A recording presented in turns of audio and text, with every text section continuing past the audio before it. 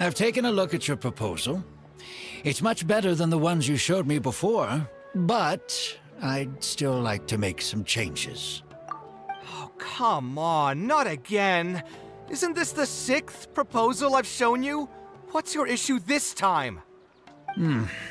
It's a bit hard to put into words, but the design still doesn't look quite right to me.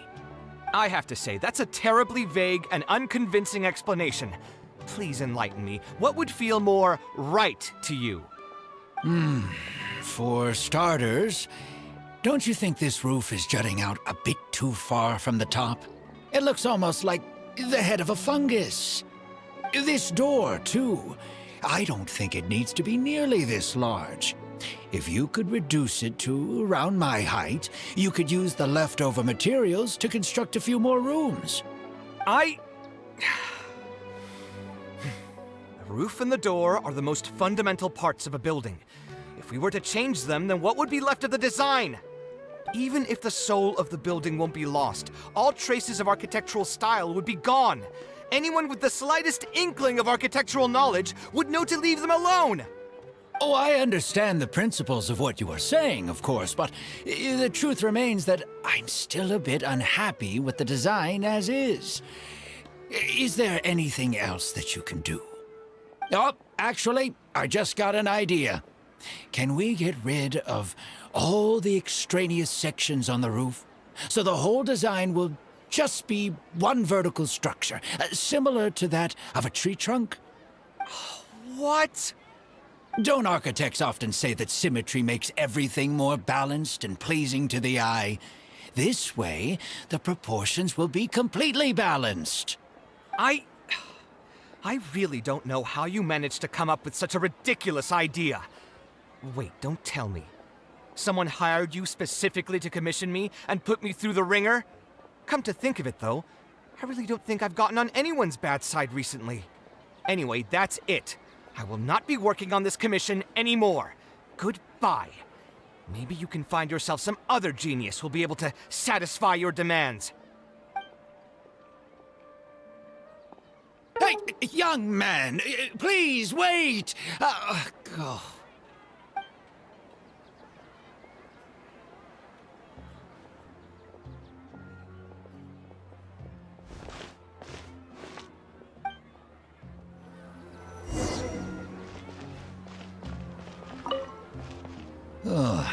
Were my requests out of line?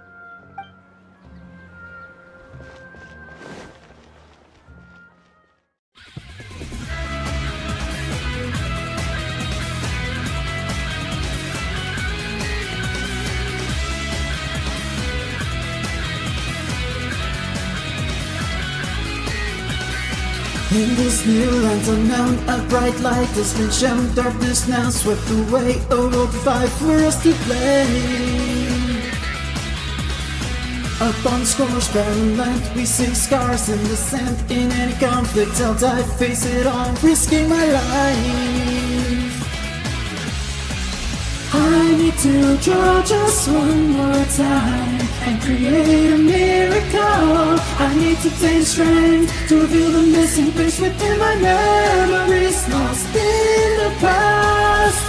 If I follow my own heart, I can banish the shadows, search within and release a soul that's sleeping. Feel the pressure now rise, burning spores are seen in his eyes. And my soul of darkened lights overlap, become a light. Move towards the unknown where our destiny lies. It will all become clear with these passion burning eyes.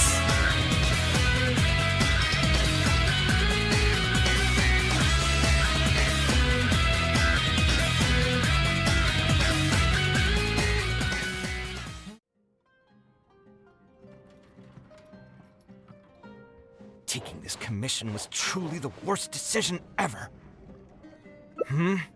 Oh, hey, I wasn't expecting to run into you here. Actually, while we're on that, what are you doing here at the tavern? Don't listen to anyone who says that drinking is an elegant pastime. It's no good for your health. So you saw all that, did you? Ugh, I thought I was in the clear. I made sure to double check that nobody I knew was around. Anyway, thanks for looking out for me. Honestly, it wasn't that big of a deal. I'm used to it by now. Stress is just an inescapable part of being a working adult. Boss, I'll have a glass of wine, same as last time. Do you want something too? I'll put it on my tab. Wine and a glass of juice coming right up. I know you're already keeping a secret from me, but if you could add this one to the list as well, I'd really appreciate it. Arguing with a client is not a good look for me. If word gets out, other potential clients might be afraid to work with me. That guy, though, what was he even going on about? All those ridiculous demands of his? He's just a blabbering fool trying to act like a know-it-all. Another glass, please, boss. I'm not leaving today till someone has to carry me out. You've got it, sir. I gotta say, though, it almost feels like you're saying that every other day now. It really is every other day that you'd run into a client who knows nothing about construction requirements or architectural style. If this was in the past, I'd never have gone through 6 whole drafts trying to accommodate the client's preferences. But perhaps getting used to this just means that I've grown numb to it. I've worked on so many projects since graduation, and none of them have been approved at the first pass. I would spend a lot of time altering my designs, and by the time the clients were finally satisfied, all my passion and enthusiasm would be gone. It feels like I'm straying further and further from my artistic vision with every change I have to make. I suppose, though, that just sticking to your guns and completely disregarding other people's feedback would also not be a good thing. All of this makes for a real paradox, one that particularly crops up in my work, too. In the end, what is the true meaning of art? Should I see it as a divine gift of inspiration from the gods, or an expression of the light of my own wisdom? Here's your drink. How are you already spouting nonsense after just one glass? Your tolerance is usually much better than that. Boss, what do you think is the meaning of art? The meaning of art?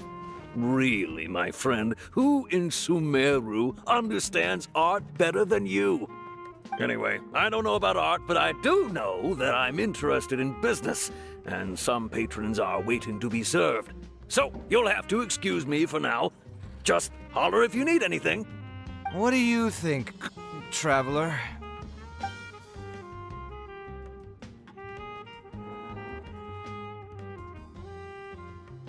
No worries. It was just an offhand question. It's been bothering me for a while. Even when I'm awake, the question haunts me like a bad dream. I still haven't found a good answer to it. Or maybe there was never a correct answer in the first place.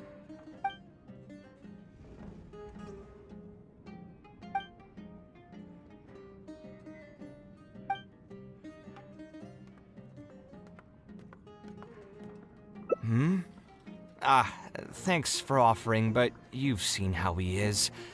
He's not going to listen to anything I say.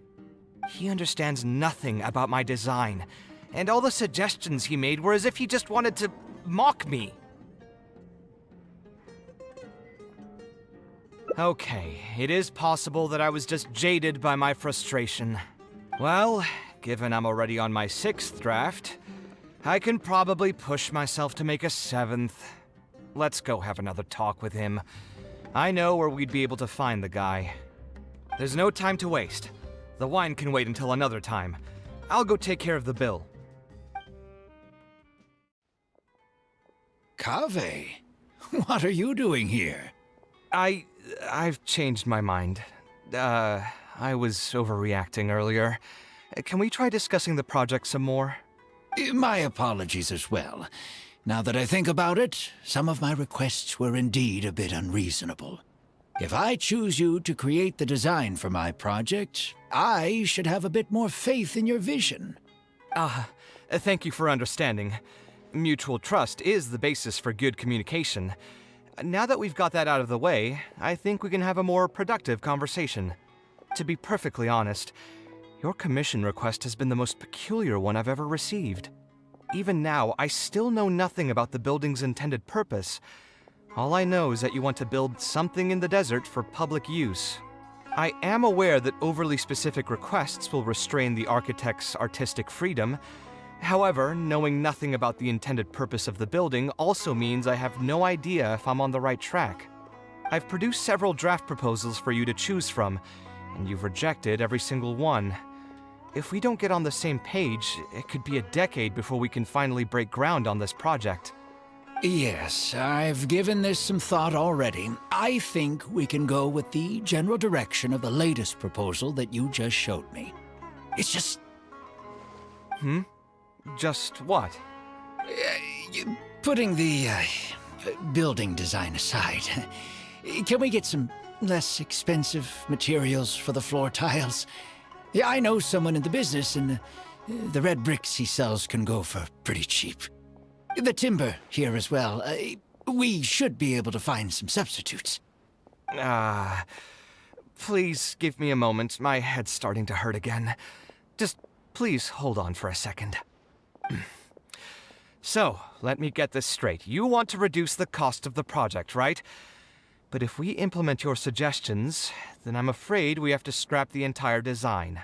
Architectural design cannot be neatly split into discrete parts.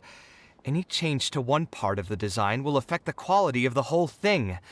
I decided to utilize high-end timber for this section because the weight-bearing structure requires the supporting materials to be durable and strong. Same with the tiles. Switch them out and the entire mural will have to be redesigned. More importantly, if we make such a change, both its practical functionality and aesthetic value will take a great hit. If all you need is a building with a roof that can keep people dry in the rain, you shouldn't have commissioned me. Many architects would be able to build you one of those while charging far less in commission fees. Actually, Please tell me, are you absolutely sure that there's no room for any changes in this draft of the design? I think the most important thing for me is to understand what you would actually like to get. If you could tell me more about your vision, I might be able to work with the design some more. You are the client, after all. You should have the final say on how the project turns out. I want to build something unique. Something quiet and warm inside. A refuge that can block out the world outside. I want all who enter this building to be able to temporarily forget everything that's going on outside of the building and just focus on their task at hand. That's a bit more information than last time, but it's still extremely vague. To put it another way, every rich person who wants to build a mansion for themselves would request something like this.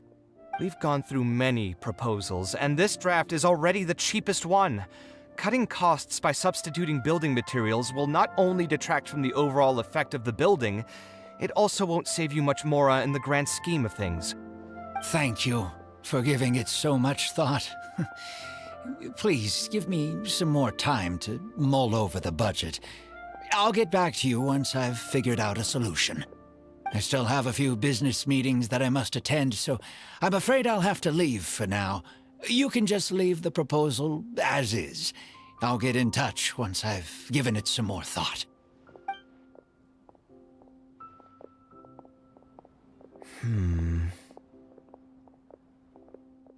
I also have a similar feeling. Is that really okay? I mean, what he does now is none of our business. He does seem really suspicious, though. He dresses like a rich person, but when you talk to him, he hardly sounds the part. That's actually pretty common. Not all rich people are spendthrifts. Many are just, as if not more, stingy than him. The more mora some people have, the more they love interfering with people's lives. Like constantly reminding you to pay back your debts, or hinting every other day that it's time for you to pay rent. Actually, now that I think about it, I'm not even sure this person really wants to work on this project with me. Putting his vague requests aside, he's still finding excuses to procrastinate even when we've decided on a plan. Who knows how long construction will take if he keeps delaying things like this? We should find him again and get some clearer answers. The sooner we can break ground on this, the better. Huh? Where did he go? I could have sworn he went this way. Let's keep looking.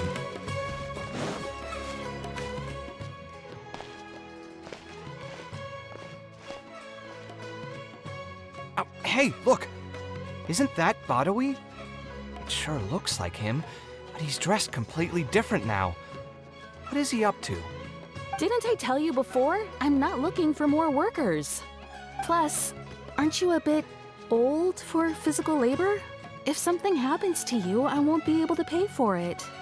Oh, you won't have to worry about that. I grew up as an eremite mercenary and worked in the desert my entire life. My body's still in great shape.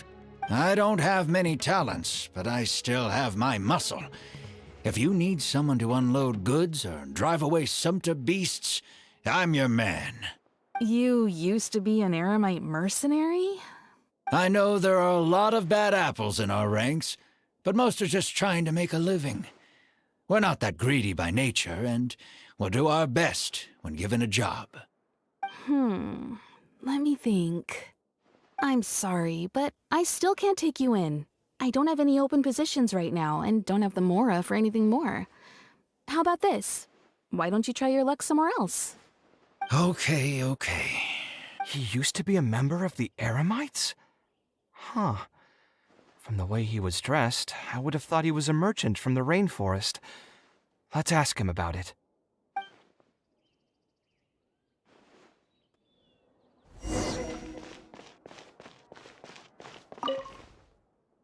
We meet again. Huh? Why are you guys here? That's what we wanted to ask you. Who are you? Why did you dress up like a merchant to talk to me about our project?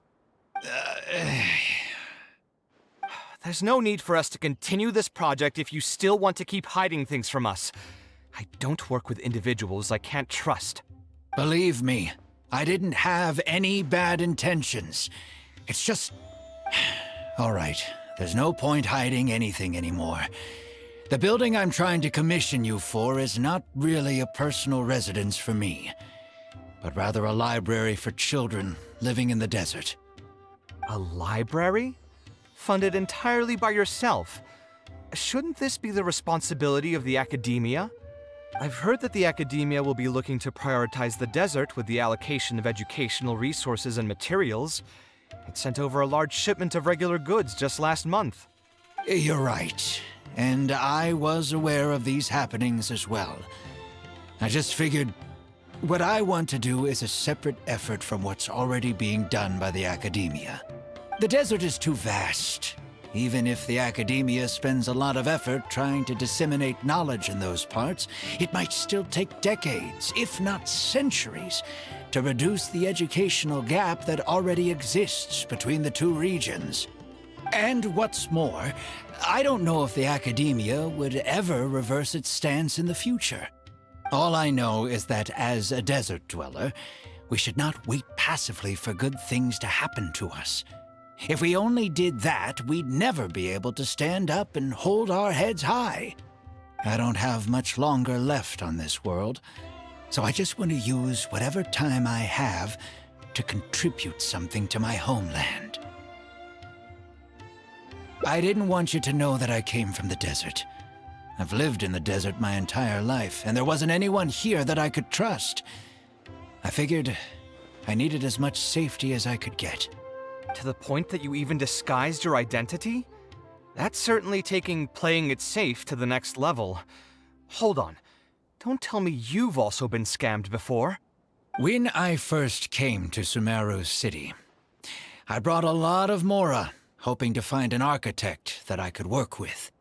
Someone agreed to take on the project, and even took a sum of Mora from me, but then disappeared without a trace. After that, I heard that there are a lot of untrustworthy people in this business. Some would run as soon as they've been paid, while others would deliberately use expensive materials and take a cut of the construction funding. I spent a while collecting information in the city, and eventually learned that you're the most famous architect in all of Sumeru.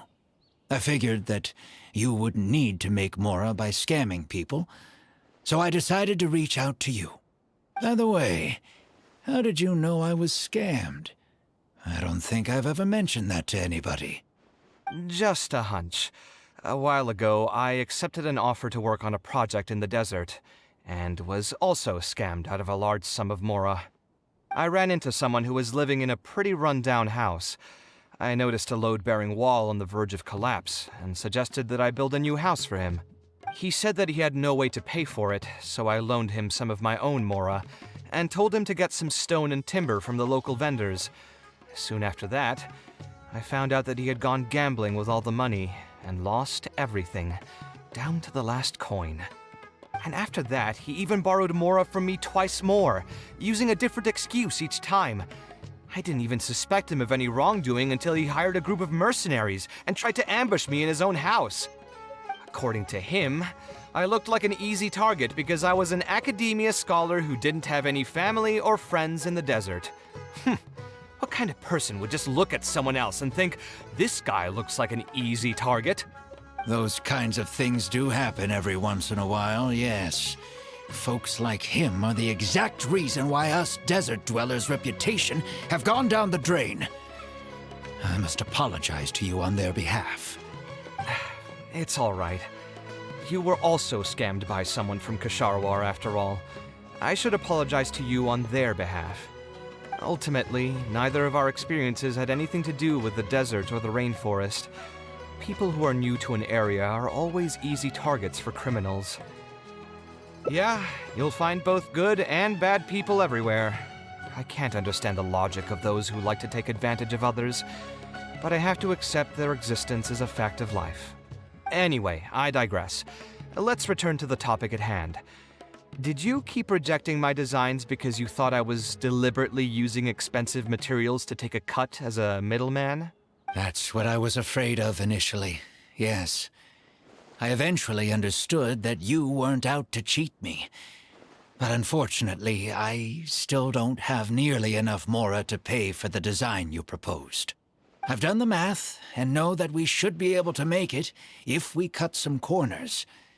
However, after our conversations, I can see that you're passionate about your design, and I'm quite fond of the proposal as well.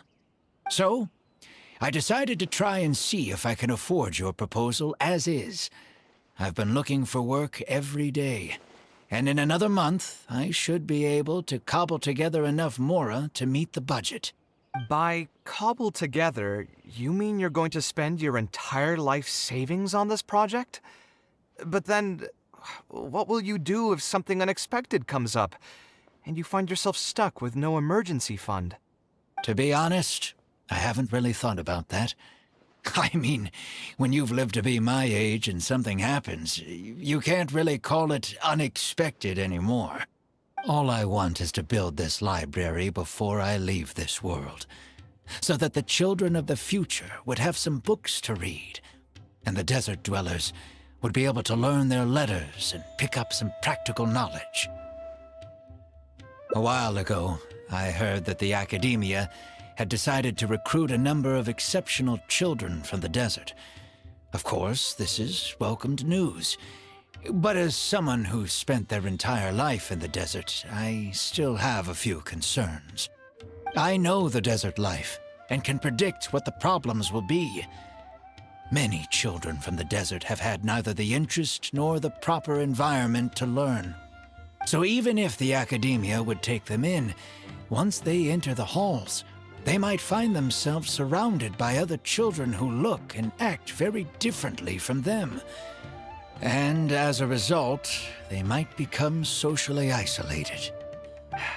Yes, I can imagine that. My father passed away at an early age. Even though I had a good number of friends during my years at the academia, for some time I still sensed many critical looks in my direction. I'm sure a child coming all the way from the desert will have an even harder time. But let's bring this back to the building itself.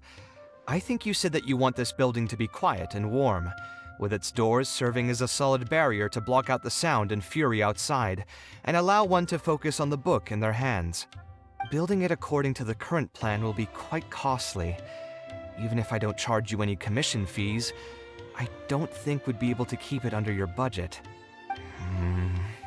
Any ideas on what we can do? A slightly different style. Give me a minute. Most architects would probably prioritize cutting costs and removing extra features in this situation. Indeed, converting the building into a simple bungalow would solve most of our problems. However, I do not think this would be the best solution. While it's true that the aesthetic value of a building is often viewed as an afterthought, neglecting it has some long-term negative consequences. It is especially undesirable in this situation, as the library will serve a high number of children, many of whom would have never been exposed to structures that may be considered elegant or beautiful. To completely give up on the more aesthetic design would mean stripping the children of an opportunity to appreciate the beauty of architecture. I share Badawi's sentiments in wanting to preserve a more complex design. However, if we can reduce the ornate aspects of the design while maintaining its fundamental elegance, which is to say we won't touch the arches and stone pillars, but make changes elsewhere. This is definitely a first. To make up for the loss of regular details, we would need to put a lot of extra effort into the layout, lines, and color. I see. Would that really be okay? It just increases the difficulty of the design. You should feel lucky that out of all the architects in the city, you chose to approach me. Most of the others would have given up on this project by now. As for inspiration, I think I might have something in mind, but I'd need to visit the site to make sure. Where do you want this place to be built? Tell me the exact location. Aru Village. Although it wasn't my childhood home, I think it'll be the best site for such a building. Okay, then we can pay a visit to Aru Village. Is there something I can do for you? I've already caused you a lot of trouble before, and now you're revising the design again because of me. Which draft are we even on now? It's making me feel terribly guilty. Let me think. You said you used to be an Eremite mercenary, right?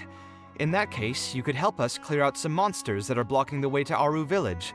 We want to keep the roads clear, and reduce the loss of materials during transport to a minimum. If everything goes well, that'll help us save some Mora. All right, just leave it to me. If there's anything I'm good at, it's clearing out monsters. What are you waiting for then? Let's pack up and get ready to go. Most materials going from Caravan Ribat to Aru Village would pass through here. There are a lot of monsters out here today. If you find it hard to keep up, just let us know. Oh, don't worry about me. This is nothing. I'll be careful, though, and you should do the same.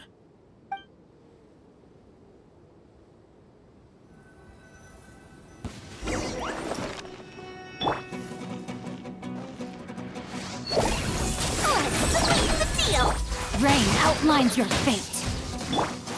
Scanning.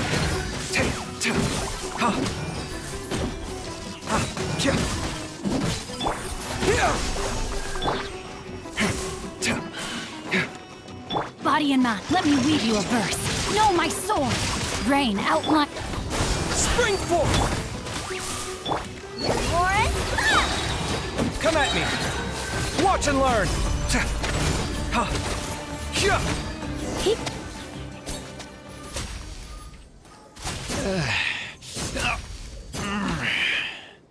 I'm fine. I've spent my entire life fighting these kinds of monsters in the desert, after all. They won't get the best of me. But it's one thing to fight against monsters, and another to fight against an old injury. It's something I picked up when I was young. There were many fights between mercenary brigades back then, and one day someone stabbed me in the back. I don't think much of it back then, but with age, it's caught up to me. Few mercenaries get to enjoy their later years. Failing health tends to take the joy out of reputation and wealth, and many mercenaries never even made much of the latter to begin with. Is there someone you know who can help to look after you? Unfortunately, no. My wife passed away at an early age, and I don't have any children. Sometimes I'd close my eyes and realize most of my life story has already been written. I have many regrets about my past, but at the same time I also know that there were never many options for me in the first place. I joined the Eremites when I was young, and won many battles with them. My survival was more a matter of luck than actual ability. If at all possible, I want future children of the desert to have some more options in life. I don't want them to turn out like me. My apologies. The older we get, the more we tend to ramble. Seems like we've already cleared out most of the monsters.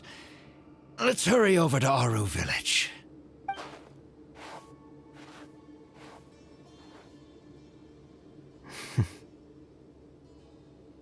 I think it's really admirable of him to spend his whole life's savings on people he's never met. Maybe he's doing this out of natural kindness, a kindness that hasn't been eroded away by the struggles of his life. Perhaps. To clarify, though, I don't think I'm quite the same. Some people call me an idealist. I do have some sentiments of that general persuasion, such as wanting everyone to be able to lead a happy life. But my situation is more complex than that. In the beginning, what drove me to harbor those thoughts was less idealism and more a desire to make up for a sense of guilt. When I was young, I impulsively encouraged my father to take part in the first Inter-Darshan Championship, hosted by the Academia. He set off confidently hoping to win something for me, but failed to clinch the title. What's more, he fell into depression after the competition, and requested to join an investigative research project in the desert. I never saw him again. Word has it that he got caught in quicksand. Even if other factors may have contributed to his death, the fundamental cause still circles back to me. I started doing many things in life because I wanted to make amends. Even in cases where I couldn't do something for a specific person, I still did whatever I could. I think I just wanted to make myself feel a little better. At this point, even I don't know. I've tried self-reflection, but it didn't help. I can't seem to walk away from many things that I see or hear about, even if they don't directly concern me. And I can't quite pinpoint the source of it. Maybe it's just like what those Vahumana scholars often say. It's hard for people to truly understand themselves. I could be doing things out of endless guilt, or I could be doing them out of a strong sense of empathy. It could even just be a matter of conceit. The potential motivations could number in the dozens, but the actions they result in are the same. Anyway, I suppose I don't really mind being called an idealist. They also use that term to describe my father. It seemed to carry fewer connotations back when he was around. I've known Al-Haytham for many years now, and discussed my ideology with him for nearly as long. Maybe argued is a better word for it. He told me a long time ago that no matter how strong of a swimmer you may be, you'll still get dragged under by the others who are drowning once you run out of stamina. He believes this is the fate that awaits all idealists. I still believe I should live by my ideals, and I've given him countless reasons why I think it's a good idea to do so. Perhaps my ideals are flawed, but are there really any perfect things in this world? Unfortunately, he remains unconvinced. His personality is the exact opposite of my own. If someone happens to drown next to him, he'll most likely stand on the shore and mumble something along the lines of respecting other people's fates. But as you can see, I'm not the only idealist in the world. Just as there are different seasons, there are also different people. There are many others who will continue to care about the fates of those who are not directly related to them. And when I finally run out of stamina, someone will also reach out and bring me back to shore. Someone will help me, right? Yes, I've already been helped like that before.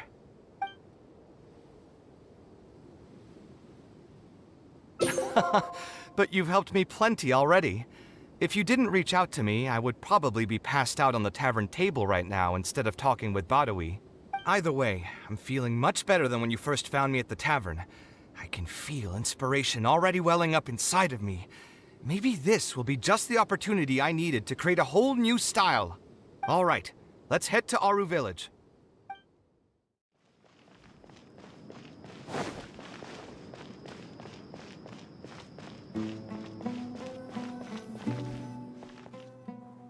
Now that we're here, it's my partner's time to shine. Marak! Oh, what's this? My toolbox. I built it using an ancient mechanical core. It's not too smart, but it's super useful and can help me with a variety of tasks. I'll take Marak and find a suitable location for the building. Once that is done, I'll get to work on a few designs. Traveler? Ah, you know each other? Hello. I suppose you must be Kaveh from Kshahrewar. I have heard of you before. My name is Sataria, and I'm currently the person in charge of promoting educational assistance programs here in the desert. Educational assistance programs. Then you must be familiar with the local conditions here. I can't say I'm too familiar just yet, but if you have any questions, I'll try my best to answer them. I've been commissioned by Mr. Badawi to build a library in the desert. We've settled on the general design direction, but we are trying to finalize some details based on the conditions around the intended location. A library? Do you intend to open it to the public for free? That's right. I want to make sure the children will have books to read. That's fantastic! I'm sure the children will be thrilled. Right now, we don't have access to many paper books or a quiet place to read. Truth be told, this very thing has been keeping me up at night. Let me get straight to my questions then. Can you estimate the number of children around here who'd be interested in reading? Besides the usual noise of village pedestrians, are there any other sources of noise in the village? Oh, and have any landslides occurred here recently? And also, where are the spots around the village that have been most affected by wind and erosion?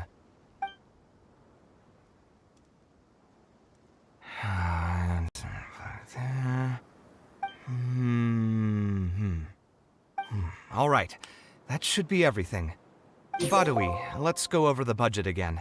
We'll keep the building structure the same, but make the place a little bigger, so it'll be able to hold more people and get better natural light. The parts of the project that cost the most will be the insulation and ventilation materials. I'm sure you understand, no one likes to read in a place that's hot and stuffy. I want to make significant changes to the arrangement of the bookshelves, tables, and chairs. I'll go over the specifics of that shortly. I have two plans in mind. Both are pretty minimalist in style, but will provide a very different ambiance from the world outside. Our final cost should be around 70% of the last figure I quoted. The whole thing should take around half a year to complete. Marak has produced a sketch for all of you to see. If everyone's okay with it, then we'll proceed with that as the formal plan. The inspiration just came to me naturally. All I did was put thoughts to paper. I must give you credit, though. If it weren't for your advice and suggestions, I probably wouldn't have landed on this new style so quickly. According to the traditions of my profession, I should probably name this style after you. Let's call it the Traveler style. In the meantime, let's look forward to the day when this building is completed and can finally open its doors.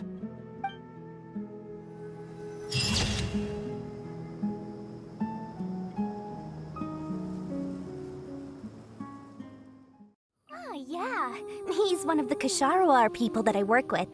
Unlike the more closed-minded people at the Academia, he actually has his own dreams that he's fighting for. I, for one, really respect that. I secretly lent him some Mora, and I mean a lot of Mora, to build my Palace of Alcazar's array. One thing's for sure, without Dory, the benevolent benefactor, Kaveh would not be where he is today.